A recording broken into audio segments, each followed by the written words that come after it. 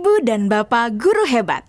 Kali ini, Ibu Bapak akan melihat sebuah contoh situasi pembelajaran bersama Ibu Derana, guru biologi SMA kelas 10. Karena situasi sedang pandemi, Ibu Derana melakukan pembelajaran menggunakan metode flip learning.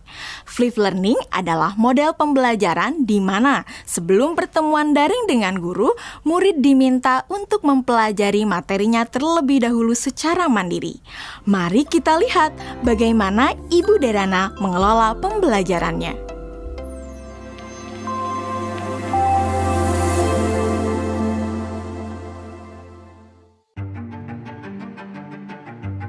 Sebelum mengajar, beberapa hari sebelumnya, Ibu Derana tentu melakukan persiapan terlebih dahulu. Dalam tahap ini, Ibu Derana benar-benar memastikan bahwa ia memahami tujuan pembelajaran yang ia ingin murid-muridnya capai.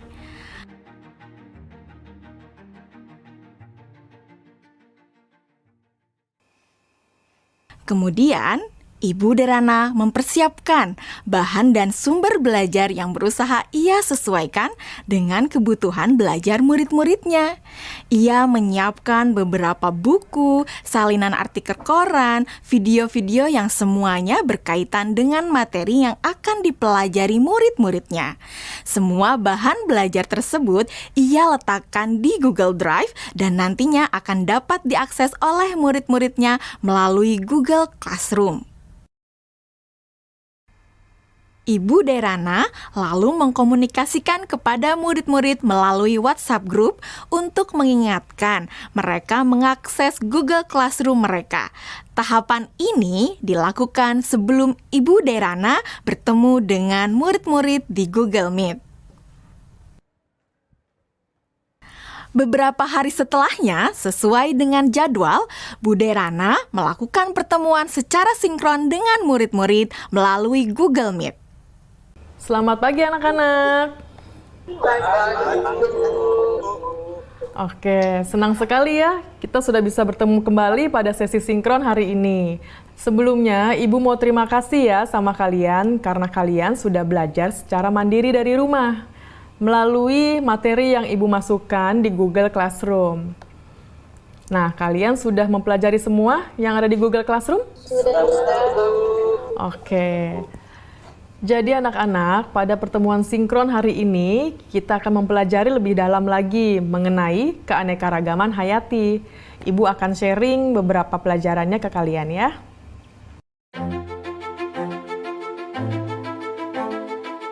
Nah, anak-anak, sekarang Ibu ada pertanyaan. Jawab pertanyaan dari Ibu ini ya. Tingkat keanekaragaman hayati mana yang paling penting dilindungi terlebih dahulu? Mengapa demikian? Keanekaragaman hayati karena ada sumber daya alam tersebut sudah dipastikan lebih terjamin, Bu. Kesehatannya juga fungsinya juga sumber daya alam hayati ini juga lebih sering digunakan dibandingkan dengan sumber daya alam non hayati karena lebih terjamin. Seperti itu, Bu, jawaban dari saya. Oke, jawabannya bagus sekali itu ya. Itu lengkap banget jawabannya. Yang lain sudah mendengarkan dan sudah memahami apa jawaban dari Dwi Melati? Sudah, Bu. Oke, sekarang kita lanjut ke pertanyaan selanjutnya ya anak-anak ya. Kapan terancamnya keanekaragaman hayati ekosistem dapat mengancam keanekaragaman hayati spesies dan genetis? Dan kenapa jawabannya seperti itu? Kalian bisa menjawab pertanyaannya melalui kolom chat ya. Selama sesi sinkron, Ibu Derana memberikan pertanyaan-pertanyaan lainnya yang dapat memperkaya materi dan pemahaman murid akan konsep. Di akhir pembelajaran, Ibu Derana memberikan murid tantangan untuk menganalisis ancaman pada satu lokasi di wilayah Indonesia yang membawa dampak negatif bagi 3 tingkatan keanekaragaman hayati. Berikut rekomendasi penanganannya. Yusuf, silakan. Tugasnya dibuat dalam bentuk apa, Bu? Apakah boleh dalam bentuk infografis? Oke, ada lagi yang mau ditanyakan? Yang lain ada yang mau bertanya? Nadia. Oke, silakan pertanyaannya apa Nadia? Apakah boleh dalam bentuk poster juga, Bu? Kalian boleh memilih bagaimana cara kalian menunjukkan pemahaman kalian. Bisa melalui video, poster, tulisan, dan sebagainya. Ya Bu, izin bertanya. Ya, Lokasinya yang dipilih gimana ya Bu? Apakah ada ketentuan-ketentuan khusus? oke. Ada lagi yang mau bertanya? Ibu simpan dulu pertanyaannya ya. Bu, saya mau tanya, apakah untuk mengerjakan tugas ini kita harus datang ke lokasi tersebut, Bu? Oke, untuk lokasinya tidak perlu datang langsung ke lokasi tujuan ya. Jadi kalian bisa mencari langsung itu melalui online. Bu Derana melakukan diferensiasi produk dengan membebaskan murid memilih bentuk hasil pekerjaannya atau produk tugasnya sesuai dengan kenyamanan murid. Anak-anak, tadi Ibu sudah sampaikan ya bahwa hasil pekerjaan kalian dapat dibuat dalam berbagai bentuk produk. Artinya, kalian boleh memilih apakah kalian ingin menyampaikannya dalam bentuk poster digital, website, video, blog, presentasi PowerPoint, dan sebagainya. Nah, sekarang silahkan kalian sesuaikan dengan minat dan kenyamanan masing-masing. Namun demikian, kalian harus memperhatikan bahwa yang akan Ibu nilai adalah apakah kalian dapat menganalisis ancaman pada satu lokasi di wilayah Indonesia yang membawa dampak negatif bagi 3 tingkatan keanekaragaman hayati. Berikut rekomendasi penanganannya. Jadi, poin-poin kriteria yang akan dinilai akan berkaitan dengan hal tersebut.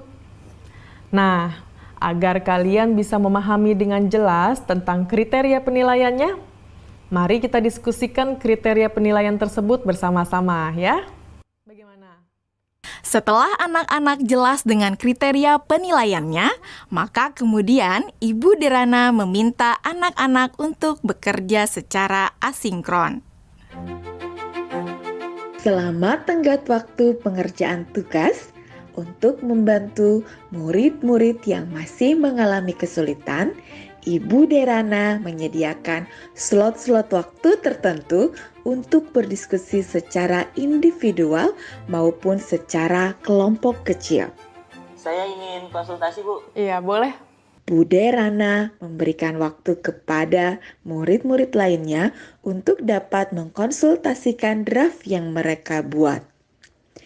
Ibu Derana juga memastikan untuk memberikan umpan balik terhadap pekerjaan yang dibuat oleh murid-muridnya. Ibu dan Bapak Guru Hebat, demikian video singkat salah satu contoh penerapan pembelajaran berdiferensiasi. Tetap semangat, Ibu dan Bapak Guru Hebat.